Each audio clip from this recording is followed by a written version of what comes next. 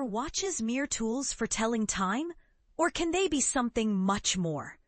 Vacheron Constantin, a brand revered by enthusiasts and collectors alike, continues to challenge the boundaries of watchmaking, proving that horology can blend technical mastery with artistic vision in ways that spark real emotion. But here's where it gets controversial. Not everyone agrees on what makes a timepiece a true work of art. And this latest release is bound to ignite some passionate debate.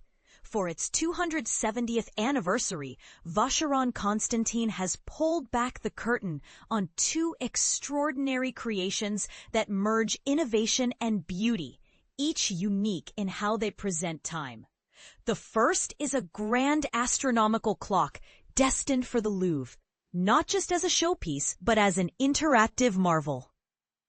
The second is a highly complicated wristwatch, the kind of wearable art that invites you to rethink what's possible on your own wrist. And this is the part most people miss. The two pieces don't just share design inspiration, they stand as philosophical siblings, redefining how we experience time. Let's start with the showstopper, La Quête du Temps astronomical clock with Automaton.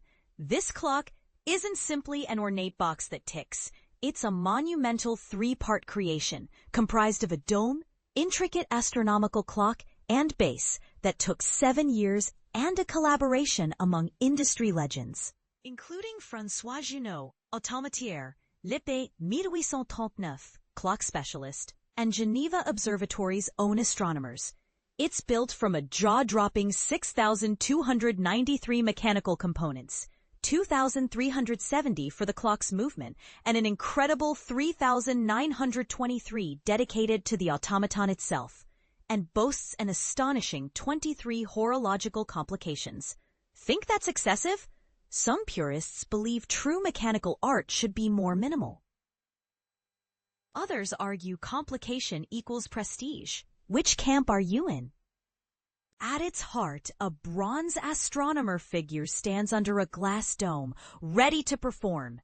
When activated, it follows a precise sequence, ultimately pointing to hour and minute scales within the dome, which are deliberately arranged out of order, a bold artistic choice that will certainly spark discussion. The experience is elevated by a custom music machine, marrying metallophones and wah-wah tubes, allowing the automaton to be triggered on demand or programmed up to 24 hours in advance. Look closer. The dome itself represents the night sky over Geneva on the very night of Vacheron's founding, September 17, 1755, inviting you to literally travel back in time. The face centers around a tourbillon at 12 o'clock, its Maltese cross cage revealed through a magnifier and framed in a diamond-set bezel.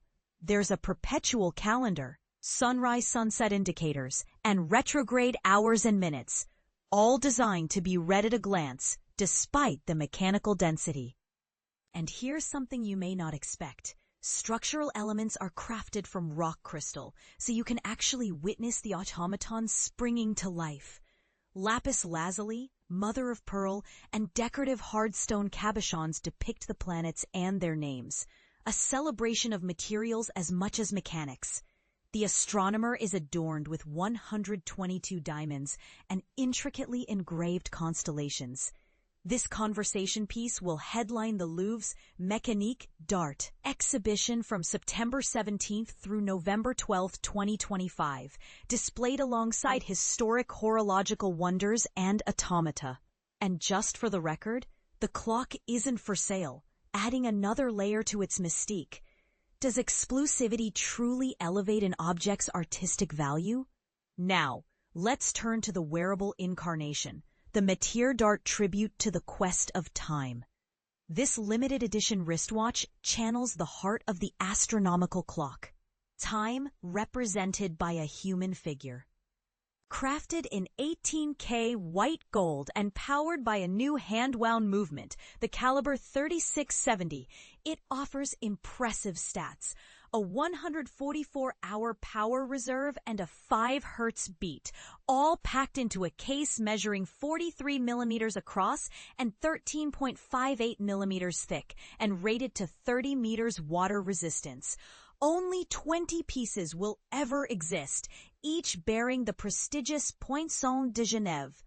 On the front, the titanium figure stands before a Geneva sky chart from 1755, with its arms functioning as retrograde hands for hours and minutes. Here's the feature most people overlook: 2 distinct display modes. In active mode, the arms sweep the dial continuously, like a classic watch. But switch to standby and the figure freezes, only revealing the correct time when you press the pusher at 10 o'clock. The ultimate meeting of art and utility. The movement tackles the notorious bi-retrograde issue, maintaining perfect synchronization of both hour and minute returns.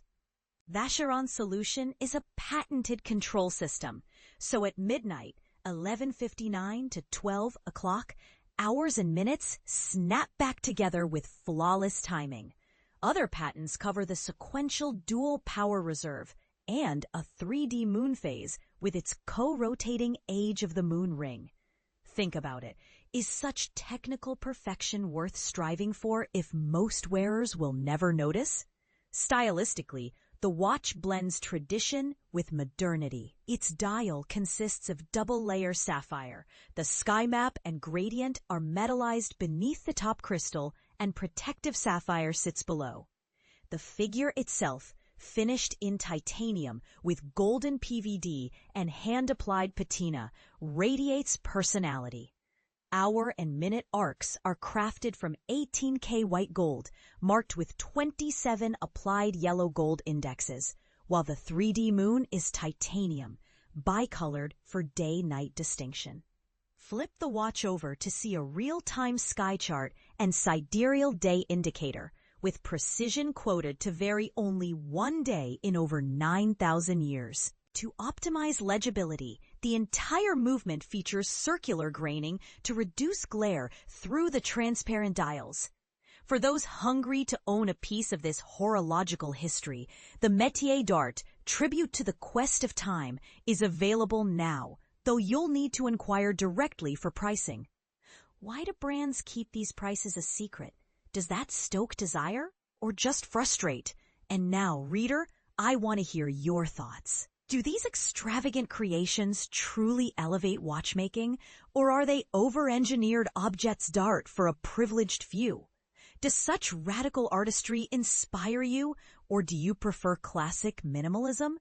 Share your perspective in the comments. Let's see which side of the controversy you're on.